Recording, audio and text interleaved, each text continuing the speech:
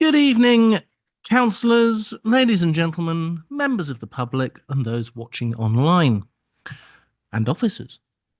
I'd like to welcome everybody to this Cabinet meeting. Before the meeting starts, I'd like to invite the committee member and scrutiny officer to take attendance of officers attending virtually and to explain how proceedings will work. Good evening. If a member wishes to speak, they should use the speak button located on the microphone unit. The microphone will light up green and the chair will be alerted of your request to speak. When the chair invites you to speak, your microphone will be made live and will turn red, at which point you can speak.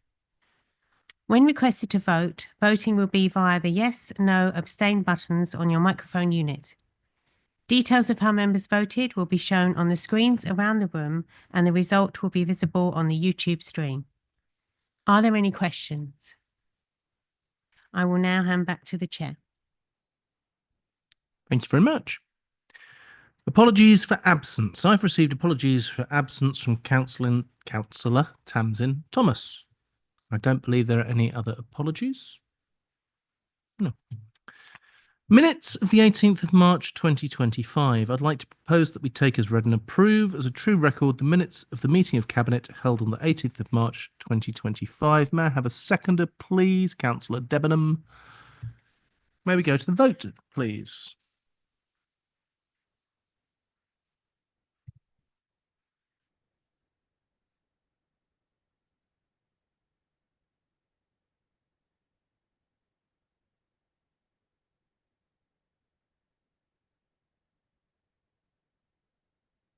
Yeah, that motion is carried. Thank you very much. There has been no other business notified. In accordance with the Council's policy, this meeting is being recorded. The recordings will be available both on the Council's YouTube channel as well as on the Council's ModGov site alongside the documents from the meeting. Members are reminded that this Council has declared both a climate emergency and an ecological emergency. These are serious decisions and mean that, as this is an emergency, all of us, officers and members, have that in mind as we carry out our various roles and tasks for the benefit of the district. More details are included on the agenda front sheet. Members are reminded to make declarations of interest before an item. The detailed reminder about this and speaking rights is set out under the Chair's announcements on the agenda. For the purpose of clarification, 4.8.23a of the Constitution does not apply to this meeting. Therefore, a member may leave the room during the debate and consideration of that item and be able to vote. However, please be mindful of the business of the agenda and wherever possible, leave at an appropriate point in the proceedings. We have no public participation this evening. Item 6 is items referred from other committees. 6A is the Overview and Scrutiny Committee Decarbonisation of Leisure Centres Contract Award Update. This will be considered with item 7, which has been published as a supplementary agenda document. Item 7, Decarbonisation of Leisure Centres Contract Award. Councillor Mick Debenham to present the referral from Overview and Scrutiny and the report, please. Certainly. Thank you, Chair. I've received this report from Chair of Overview and Scrutiny, which I will share with you. The committee is concerned by the repeated increase in costs of this project over the past 18 months. The project no longer looks as attractive as it once did. However, it is still vital work and we are too invested at this stage to change direction, which is very important. They've asked that the construction contract should include protections against any further unforeseen increases in costs, ensuring that the constructor bears responsibility for this as far as possible. They've gone on to recognise the work done by officers and the project board to mitigate the impact of the extended closures, particularly at Hitchin, which I'll mention in my report, and that these efforts are still ongoing. They say that they learnt that there were various options were considered. It wasn't just the first one we came with. There were several. The most the highlight one would be putting a dome over the outdoor pool, but that was discounted at the end. They understood the reason behind stopping the direct debit payments that we were going to do for users when their particular leisure centre is closed, but they can still use an everyone active facility anywhere else in the country. So they understood why we did it, but they are worried that it's just increasing the major in-year revenue impact. They asked for a communications plan to be proactive, use all available channels. And I think that's already started actually by default on the article and the comment last week has already got, which is good that people know all about it. So that's excellent. And they've asked to stay updated as this project develops over the summer and the autumn, which of course we'll do. Thank you. Right, so to my report. Just before your report, do we need to ask questions on Okay, but the... they're not here to answer them, but My sincere apologies. that's Nick. quite all right, Chair. I do have a question you might be able to answer there. Try. What was the vote from overview and scrutiny? I'm glad you asked that question. Yes, and that's the good. Even though all the reservations that they had, a cross-party committee of councillors voted 12-0 in favour of continuing with the project. Thank you very much. Councillor Albert. Can I seek a question from you, Chair, or the monitoring officer, whether I could make a comment on the at this stage of the overview and scrutiny report? I'm willing to allow that, Councillor Albert.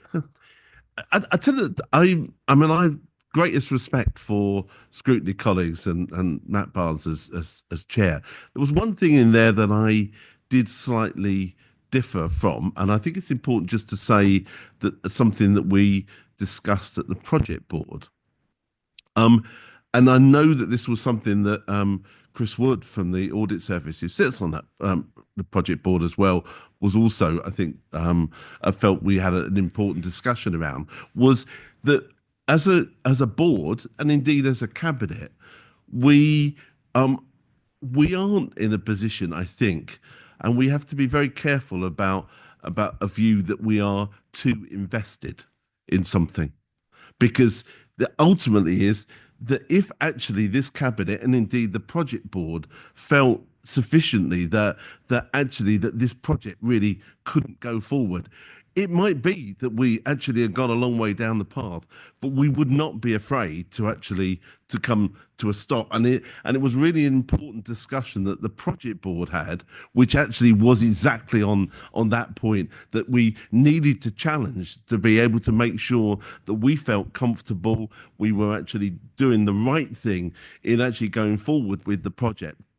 Because we see too many other big projects around local authorities, governments and elsewhere that go pear-shaped because people say, oh, it's a bit difficult now to cancel it. And I think we really had an important discussion to say, is this something that's right to go forward? And I think the project board very clearly and unanimously, and I would certainly commend that to Cabinet, that actually took the view that it was right to proceed. I'm going to say I think that's probably a very valid point for the debate, but I'm glad you said it now because it means you won't need to say it then.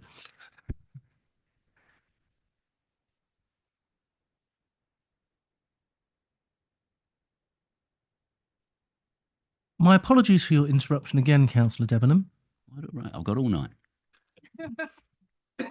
That's not a good way to make friends and influence people. I've done that. Right. Members of Cabinet will be aware that in February 2024, the Council were awarded £7.74 million of grant funding from Salix for decarbonisation of our 3 leisure centres in Royston, Hitchin and Letchworth. Since then, the Council have been working with Wilmot Dixon Construction Limited on the project all the way through feasibility, surveys and detailed design. As well as the works to decarbonise the leisure centres, the project also incorporates an extension to the gym and a refurbishment of the Change Village at Royston, as well as a new Change Village at North Herts Leisure Centre.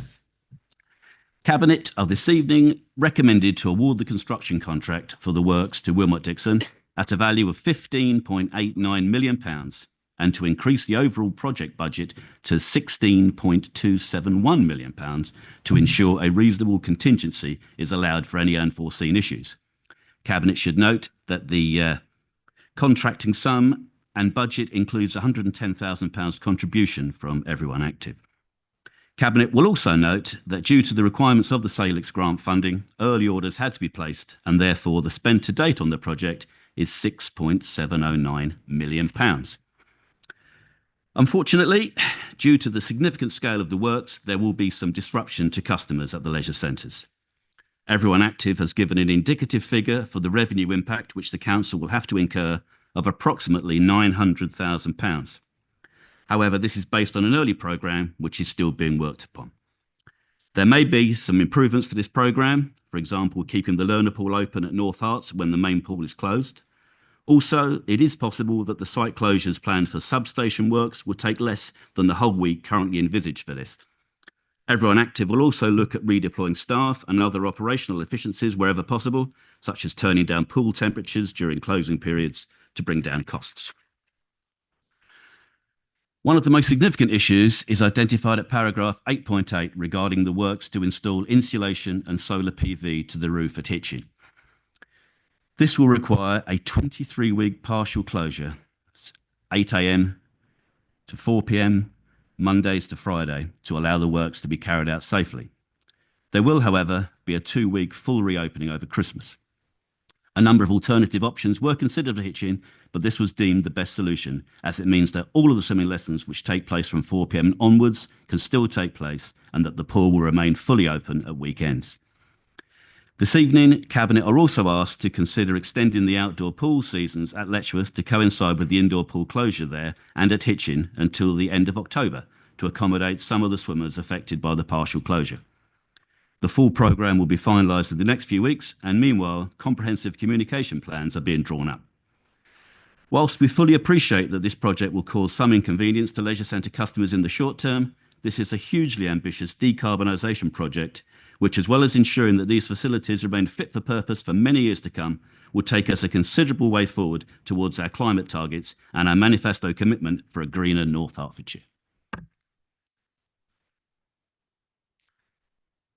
Thank you very much, Councillor Debenham. The contingency, may I ask what percentage contingency we are including? I can't Yes. work it out off the top of me. 5. Thank you. Are there any further questions? Sorry. Yes, we have questions first. Are there any further questions, Councillor Debenham? No.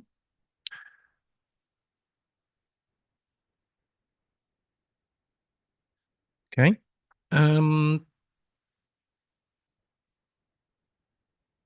The different leisure centres have also got other things happening during that time frame while the decarbonisation is going on. It was mentioned in the report, but yeah, the Royston are getting a gym extension. There's a new change village at Letchworth, and the gym changing area at Hitchin is also being done during this period. So those items were already intended to be done as part of our works plan, and we're now incorporating that so the time that leisure centres are shut is minimised. Yes? Wonderful. Okay, Councillor Debenham, you have proposed 2.1, 2.2, 2.3 and 2.4. May I have a seconder, please? Councillor Allen?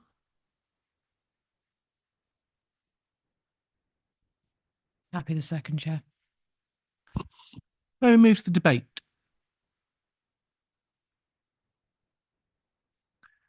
Okay, I will start. I'm personally very pleased to see the extension of the Lido seasons for Hitchin and Letchworth to work around the issues that we have there. I think it's sensible. I agree that 23 weeks partial closure is going to affect our residents, but the amount of carbon saved over an extremely long period of time will be better. Also, the money saved on having to replace our gas boilers is something that needs to be considered as well by having the decarbonisation works done. So I am definitely in favour of this. On that point, just to reiterate, we might have got lost at the beginning of time, but the leisure centres are our biggest single source of emissions, and this project will cut them by about 2/3. Thank you. Councillor Winstanley.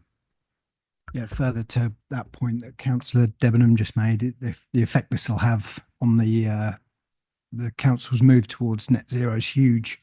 So without the grant funding, I can't imagine we'd ever be able to do something like this. The disruption is obviously unfortunate, hopefully mitigated in some small way by the extended opening hours. But hopefully we'll look back on this period of time in the future and look back as a period of time when we achieved something massive. And it's, a huge example to set to not only other local authorities, but the private sector. This is stuff that they're all going to have to do at some point. And it demonstrates how seriously we take it. So yeah, I fully support it.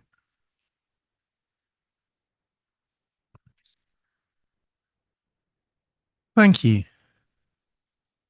Is there anybody else that would like to speak during the debate? Councillor Albert. Just briefly, Shannon, I certainly won't reiterate the points I made earlier, but that they are, I think, important ones to make sure that we, as we progress through the project, that we will continue as a cabinet, keep this under review, and the project board will continue to do that. I think no one quite knows what we're going to come out of sort of local government reorganisation, but what we do know is that we are, as North Herts Council, as we move towards that reorganisation, going to have 3 fantastic leisure centres that will be fit for many years to come in this century, with net zero uppermost, and there will be almost no other council in the county that has got that. So I welcome this project. It's challenging, it's not easy, but I think it is the right thing to do it. It's the right time to do it with the grant funding available. So fully endorse the work that's been done, and thank obviously officer colleagues Sarah and Ian here and others and all the team for all the work that's been done to get us to this stage. And so support the recommendations, Chair. Thank you very much. Right, if that brings the debate to an end, we have a proposer and a seconder. May we go to the vote, please?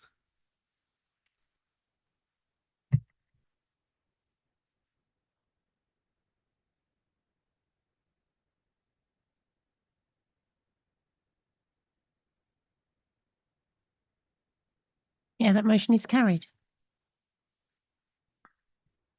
Thank you, everybody. I bring to a close the last formal meeting of the civic year, I believe. Am I right? Yes. 24-25. I would like to thank my cabinet for all of the hard work that you've all done. I'd like to thank the officers for all of the hard work they've all done. And I'm going to stop waffling. You can all go home. Thank you very much. Good night.